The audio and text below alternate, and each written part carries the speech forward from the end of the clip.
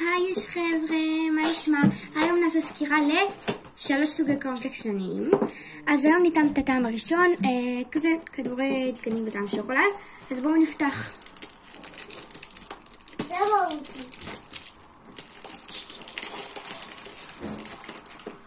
אוקיי, אפשר לשים בצד, והנה זה הטעם הראשון, אמור להיות בפנים כפית, וניקח צלחת וחלב ונשים. אז בואו נפתח.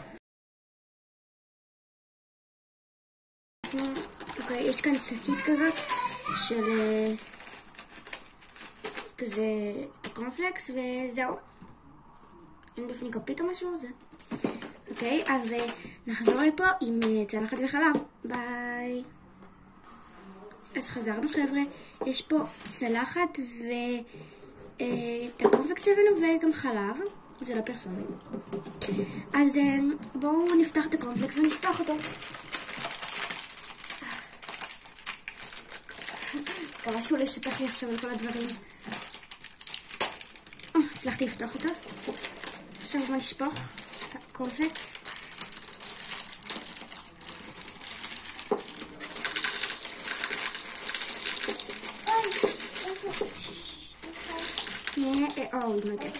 אוקיי, נתחיל מקצת, עוד לא נשים את הכל, ובואו נשפוך חלב.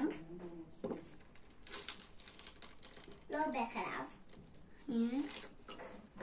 אוקיי, אומייגאד, שכחתי כפית. טוב, דווקא את הפריט הכי חשוב, שכחתי. טוב, אז אני אחזור לכם שסיימתי. הבאתי כפית, הנה, אז נערבב. אוקיי, נערבב. אוקיי, מוכנים, אני איתם.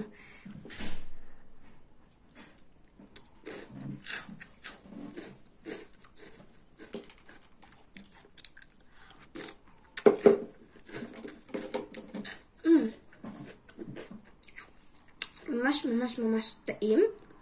זה קראנצ'י, טעים ועדין, ואני חושבת לתת לזה ציון 10 מתוך 10, כי זה ממש ממש טעים וכיפי.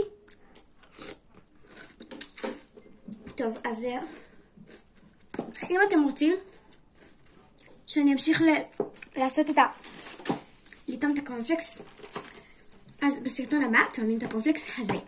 אם נגיע למעל 10 לייקים, אני מעלה סרטון שאני טועמת את זה. וביי יוש, תירשמו לערוץ.